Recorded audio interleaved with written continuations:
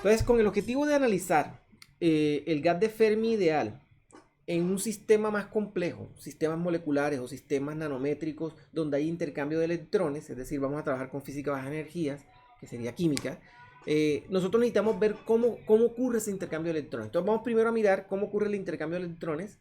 Después de eso, vamos a usar la aproximación a un gas de Fermi ideal, es decir, vamos a usar la distribución de Fermi-Dirac y vamos a ver cómo el intercambio de electrones entre moléculas que produce un diferencial de cargas separadas a una cierta distancia da lugar a un concepto de capacitancia electroquímica que va a servirnos para entender la naturaleza cuántica de la interacción entre las moléculas que están allí en esos sensores. Entonces, comencemos con la definición de los conceptos de oxidación y reducción. Entonces, supongamos que tenemos un sistema, voy a usar como ejemplo este sistema molecular.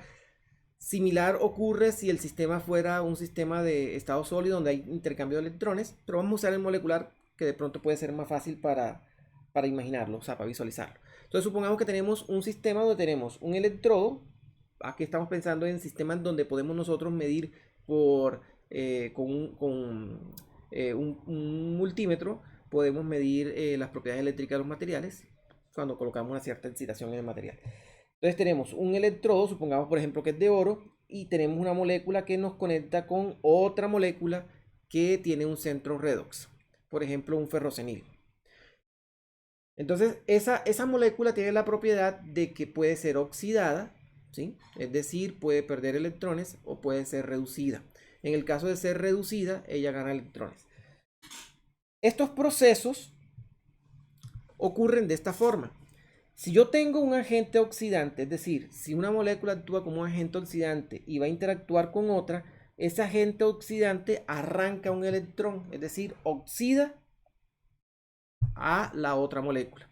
La molécula oxidada queda con una pérdida de electrones, es decir, queda con una carga más positiva, y la molécula que actuó como agente oxidante queda reducida. Entonces, después de una interacción, de cuando el agente oxidante oxida a otra molécula, la molécula que queda, la molécula que actuó con el agente oxidante queda oxidada y el agente oxidante queda reducido.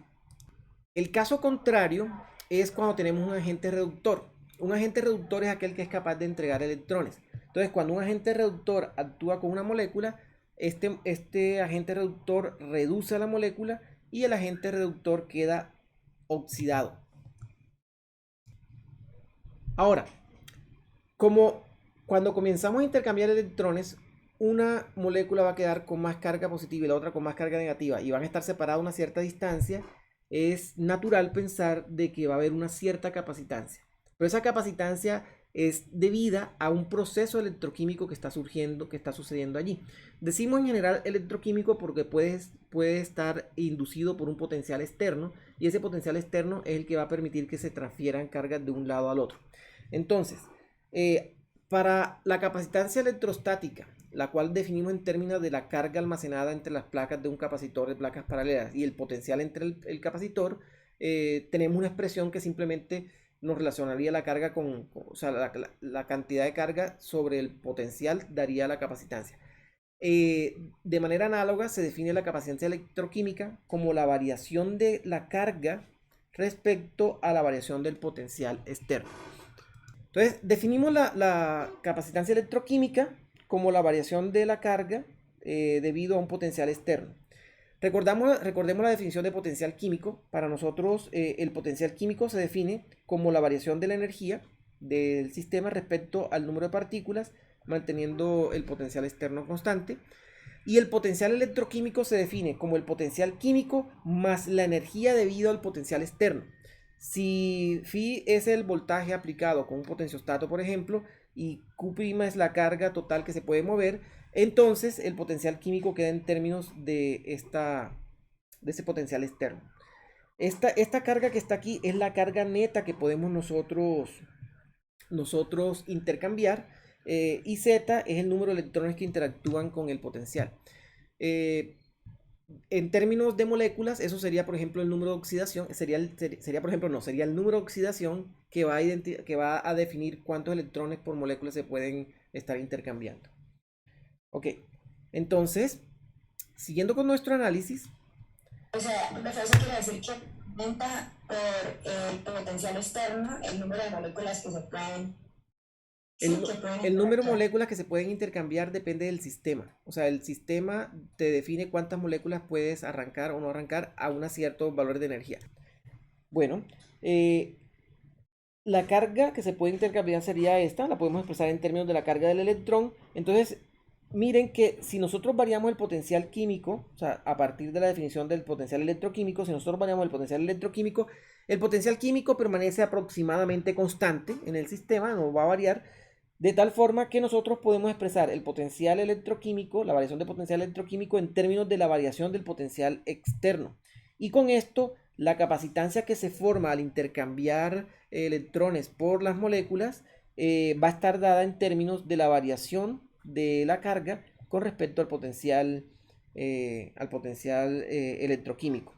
Ahora, esta carga que está aquí va a ser la distribución de Fermi-Dirac, es decir, va a estar dada por la densidad de electrones disponibles multiplicado por la carga del electrón.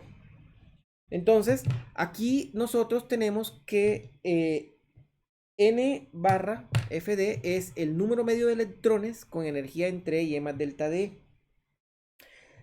Ahora bien, este número de electrones está dado por la distribución de Fermi-Dirac. Y si nosotros ahora evaluamos esta expresión, simplemente tendríamos que... Aquí hay un detalle. ¿Sí? Aquí corregir el detallito, ¿no? Para que nos dé carga, tenemos que multiplicar la carga elemental, que sería el electrón. Este es el número de partículas por unidad de volumen. Entonces tenemos que multiplicar por el volumen que ocupa el sistema. Miren que al hacer este cálculo, usando esta expresión de la carga, encontramos que la capacitancia electroquímica queda en términos de la distribución de Fermi-Dirac. Y esa distribución de Fermi-Dirac está dada por esta figura. Es decir, nosotros podemos observar, si nosotros graficamos esta expresión, nos va a dar algo de esta forma. Al hacer experimentos, y aquí está la parte interesante, entonces nosotros llegamos y hacemos un experimento con un dispositivo donde tenemos centro redox, ¿sí? Algo como esto, y comenzamos a variar el potencial dependiendo el medio electrolítico en el que lo colocamos. Aquí hay tres medios electrolíticos. Esto hace parte, si ustedes quieren ver más detalles pueden ver esta referencia. Acá hay tres medios electrolíticos y dependiendo del medio electrolítico que coloques vas a tener una forma diferente para la capacitancia electroquímica. Eh, Estos son los datos experimentales. Esta es la predicción usando la aproximación de considerar a los electrones como electrones libres, es decir, como si fuera un gas de Fermi ideal. Y miren que concuerda bastante bien con la estimación hecha teórica. Los datos experimentales y la teoría coinciden bastante bien.